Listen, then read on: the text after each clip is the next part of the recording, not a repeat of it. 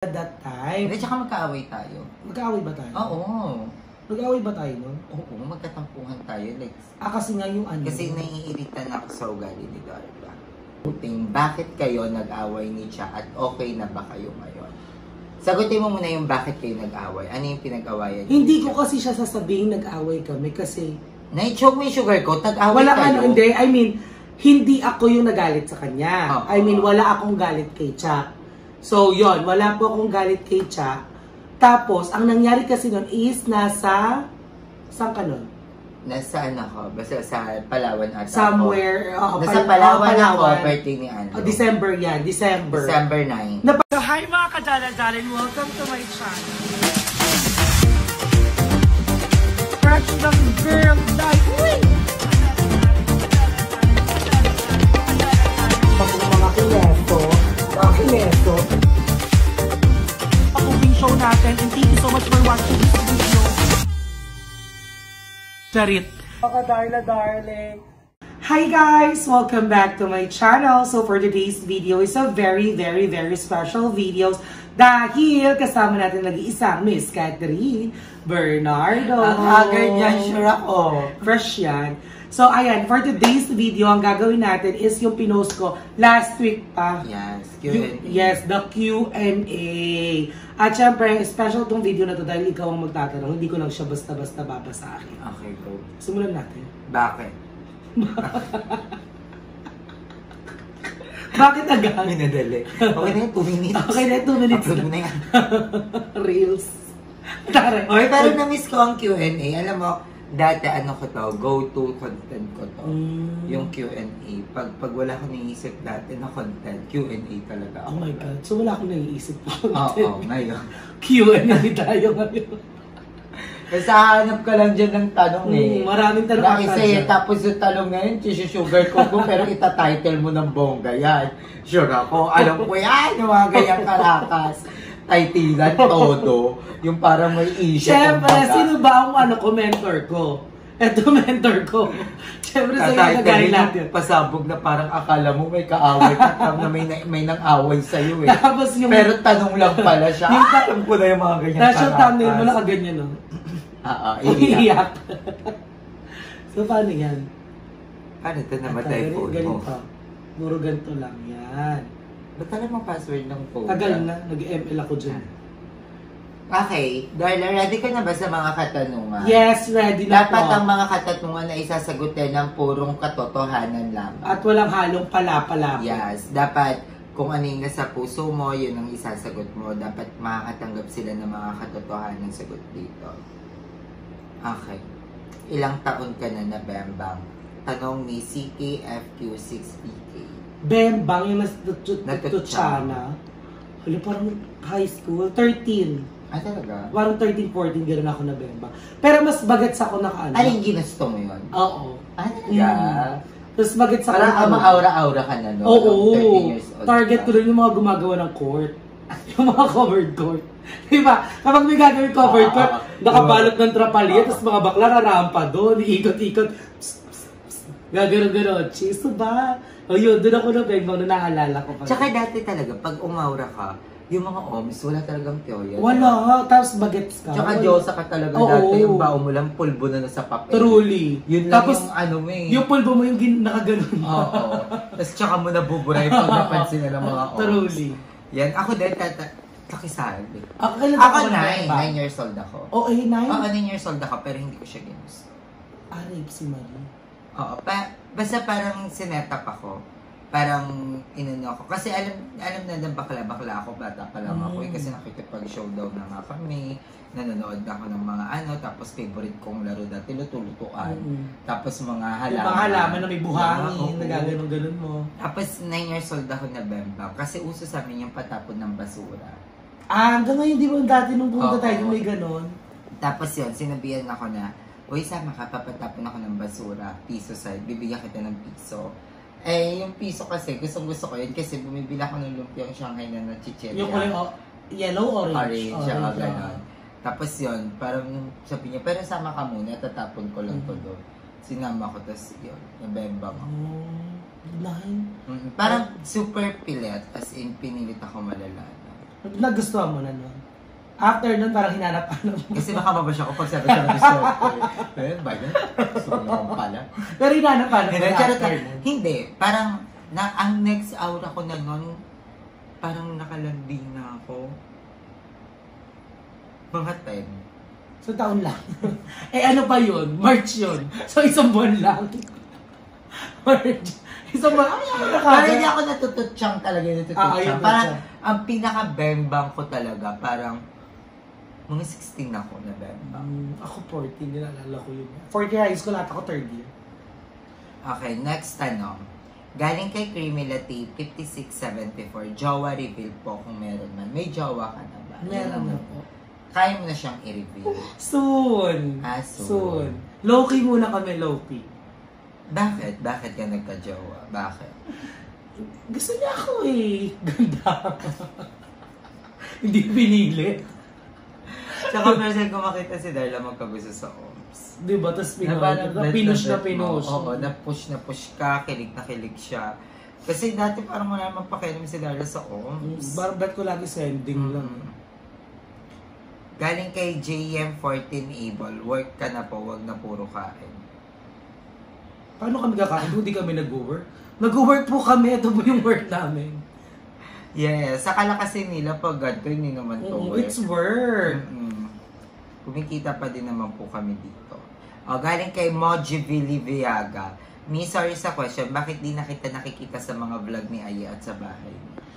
Yan yung laging tanong. Nasa Palawan po sila that time. Hindi, tsaka magkaaway tayo. Magkaaway ba tayo? Oo. Mag-away ba tayo nun? Oo, magkatampuhan tayo. Like, kasi nga yung ano. kasi naiirita na ako sa ugali ni Darla. Kilala ko yan. Ha? Ano kaya? Hindi po kami mag-aaway. Huwag mo kayo niniwala kay Aya. Nauurat na ako sa ugali niya na parang feel ko, parang, basta naiirita na ako sa kanya nung time na yon. Kaya parang, nagkalaylo kami ni Darla. Yeah. Diba? Pag-unahan mo yun. Alam ko na yan. Alam ko to. 40 ko tong Q&A. Siyempre parang, shit, nag-away sila. Ayun, I'll go. Unahan natin. Hindi naman nila i-skip yan kasi may hirapan sila. Baka may skip nila. Medyo malayo. Oo, hanapin nila yan. Sige. Diba? Pang-unahan yan. Sorry sa question, bakit di na kita uulitin lang? Uulitin lang. And eto, galing kay Romela Carme, ang dami nang nagtatanong neto. Anong totoong pinag-awayan ninyo, Cha? Tinanong din to ni Brit SB13.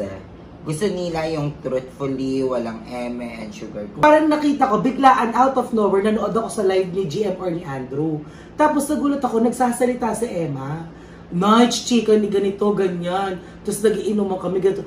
Ay ko, chika ni GM. Chika ni GM. Sa live. May chika daw sa si Cha. Si Cha. Sabi ko, ha? Magkasama pa kami noon. Di pa ako niniwala. Tapos parang, nag-grab ako no, kasi umalis kami.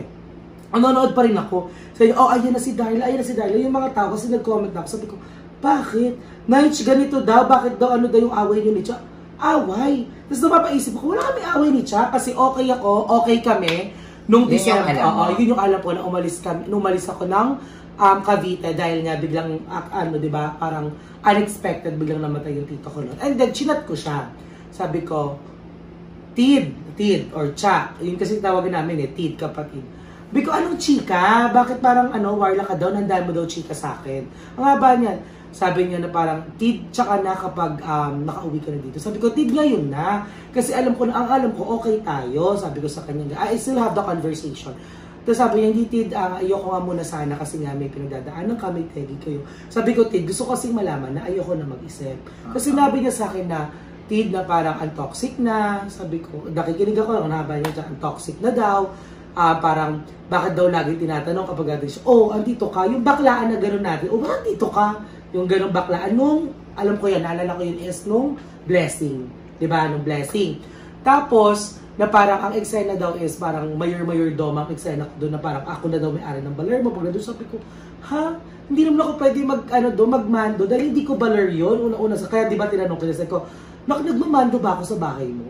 Sabi ko, hindi ko naman kayang gawin yon dahil hindi ko naman balar yun. Nakikisama lang din ako kasi hindi ko bayad. Tapos hanggang sa ang dami na namin chikahan. Sabi niya, sige, na parang sabi ko, Tid, alam mo naman yan, support naman ako sa'yo. Sabi ko sa kanya. Sabi niya, minsan niya, Tid, hindi ko na alam kung support din o for the clout lang. Ha? So, hindi pala support yung nakikita mo na, oh, Tid, tara, video tayo, vlog tayo. Natatawagin mo ko, Tid, vlog tayo. So, actually, hindi ako nagalit sa kanya. Nalungkot ako nun. Na parang, ito pala yung tingin niya sa akin, na kapatid ang tawagan namin dalawa. Sabi niya pa nga, nakapatid tawagan natin, pero parang ang plastic na, ha? Teka lang, wala akong say sa'yo. Tapos, yun, sabi ko na parang, sige, tapusin na natin, ayoko na rin naman, para hindi na. Tapos, sinabi ko na rin kila, sabi ko, hindi ko na kaya pansinin si Cha. Tapos, lately, ito lang, so the second question, chinat ko na siya. Sabi ko, ano na, tapos na ba ka-ansyan mo ha, sabi ko, miss you. Nag-reply na siya sa akin na miss you kapatid. So, ayan, magiging okay na po kami ni Cha. Okay na kami ni Cha. Oo, yun naman ang importante. Actually talaga, sa pagkakaibigan, normal yung mga ganyan yung misunderstanding, lalo't hindi pa naman kayo super... Ako kasi, nung time na yun, chinat din ako ni Cha, na parang feel niya, mas kinakampihan kita kaysa sa kanya. Sabi ko, ang akin, kung may kakampihan man ako, ikaw talaga kakampihan ko. Kasi kilala ko talaga siya. Si Darla kasi talaga, siya yung klase ng taong wala talagang isisay sa'yo. Kung may isisay man siya sa'yo, hindi yun tatagal ng 1 minuto, guys. Sasabihin niya yun agad sa'yo. Ganun si Darla. At yun yung gusto niyang mangyari. Ako, pag warla kasi ako, hindi ko talaga sinasabi. Hindi ako vocal. Sinasabi ko lang yun pag hindi na ako galit. Si Darla kasi, sinasabi niya agad. Kaya feel ko, nung time na yun, si Chacha kasi parang parehas kami. Hindi kami agad nagsasalita. Ganon. Kaya feel ko, nung time na yon misunderstanding, pero feel ko, ang nagpaano talaga si Chacha. Sinabi ko kay Chacha na wala akong kinakampihan, pero alam kong hindi ganun si Darla.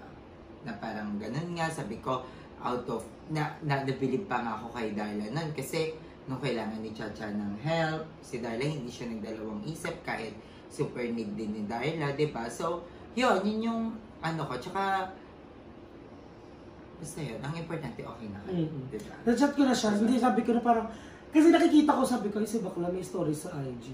So nakikita ko rin, tapos naaalala mo rin yung pinagdaanan namin bakla. Iba rin naman kasi yung eksena namin. Hindi ko pa, wala pa tayong banding. Si bakla pumupunta yan sa bahay, nag-vlog na siya noon, na nag-dunomo kami, may mga otoks, may mga gano'n, pag nag-volleyball kami. Kasi kami yung magkaibigan na kahit saan kami magkita, hindi pwedeng hindi kayo magbabatian. Kahit malayo, alam na namin na yan. Ay, Tid! O tapos yan, bebeso na. O, tara Tid, suba. Ganun kami lagi. Yan. Messy sis. Yes. Ako na-miss ko si Chacha talaga. Pero yun nga, sabi ko, hindi ko ito-tolerate yung isang bagay kung alam kong tama at mali. Diba? Sabi. Kaya yun, I love Chacha. Naman. Pero naiinis din talaga ako sa kanya nun. No sugarcoat. Nung time na naiinis talaga ako kay Chacha kasi na-disappoint na ako. Pero yun, nag-gets ko din naman yung point niya. Nag-explain siya sa akin.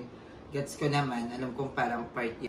Siyempre, hindi mawawala si Kuya Jolly Alvin. Hi, Kuya Jolly Alvin. How do you handle stress? Any tips po on how to stress when there are a lot of things happening at the same time? Thank you, avid fan viewer from... Eksena niya lagi siyang first time, ganyan yan eh. How do I handle stress? Ako, pag stress ako, gusto ko nasa tahimik na lugar lang ako. Ayoko muna ng maingay. Kunyari, papasok ko ng kwarto, nag-iisip ako, re-relax ko yung sarili ko. Kapag sobrang dami na nangyayari, yung parang nabombarded ka na sumabay ito. Parang iisa-isahin ko lang. Iisa-isahin ko, ito muna yung tatapusin ko. Ito muna yung susunod to kapag na-okay na itong isa. Hindi mo kailangan gumawa ng isang solusyon sa maraming bagay. Isa-isa lang, wag mong pagsabay-sabay pag hindi kaya, hindi kaya.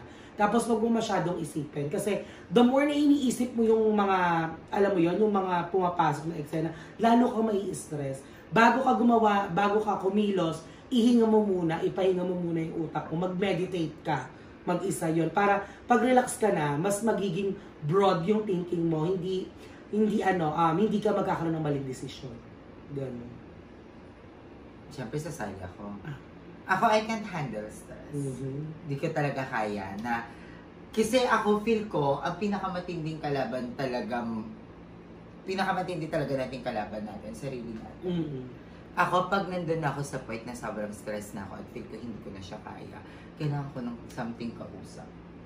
gusto ko na mapaglalabasan, gusto ko nang, alam mo yung kahit hindi ako matulungan, mapaglabasan ko lang, Makikinig lang. yung makikinig lang. At ang mga taong ganun ko talaga, si Madam Ivan, tsaka si Darla, yon sa kanila ko nasasabi yung mga lahat ng stress ko in life. Ganun dapat tayo, guys. Pag meron kayong mga something na gumugulo sa utak nyo na minsan, yun na yung nagpapagabagabag sa inyo. Basta ganon. Yun na yung parang umaano sa sarili nyo na parang pumipigil sa sarili nyo. Alam nyo, kailangan nyo lang na mapagsasabihan. Huwag nyo siyang solohin. May mga bagay na hindi talaga natin kaya. Diba? Mag-isa. Ako, ayun talaga yung solution ko. Pag stress ako, tatawag ako si Darla, tatawag ako si GM, tatawag ako si Madam Ivan. Yun. Gusto ko binubuhos lahat. Hindi man nila ako yung natutulungan talaga, pero nakikinig sila. Lalo si Darla at si GM, good listener tong dalawa. Si GM kabog. Oo, good listener. Si Madam Iva maglalabas yan ng yola. Dito kayo, huwag kang malungkot. Magaling si Madam sa payo-payo. Dito ka, o tara, yung pag gusto ng kasama, ayan si Madam Juan ko. Dito ka, tara dito, huwag kang mag-isa dyan. Minsan pupuntahan niya ako, ganon. Ganon. So, ganon lang, guys. Pag stress na kayo at feel nyo parang nilalamon na kayo, huwag nyo hayaan dumating sa point na hindi nyo na talaga kayang labanan. Kasi mahirap pag sarili nyo na yung sumuko. Diba? Kailangan mo lang ng mapaglalabasan. Trust me. Then, pray, ganon. Ako nagpe-pray lang din ako. Nagkukulang ako sa isang kwarto, tapos pray lahat talaga. Iiiyak ko, nakaluhod pa ako niyan, nakaluhod pa ako niyan, tapos pray lang ako ng pray, ganon. So, minsan kailangan mo lang nakausap. Iba-iba talaga ang paglabas. Hindi, kailangan pare-parehas tayo. Ay, kailangan same-same. Kailangan same-same. Ba't gano'n na din gawin mo? Oo, gano'n. Bahala.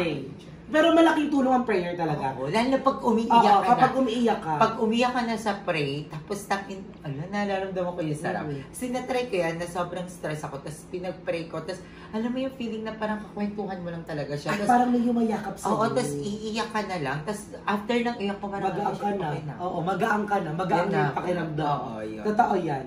Ang sarap sa feeling ng ganun, guys. And lately, sa Ate Risa yung nagpalakas naman ng Oo, loob ko. diba? Todos naman sa Ate Risa. Merci, At kayo, mga Jai, alam niyo, diba, minsan yung nagsasabi ako sa inyo ng mga problema, ayun, diba, nalalabas ko siya at nakakakuha ko sa inyo ng mga payot, gano'n.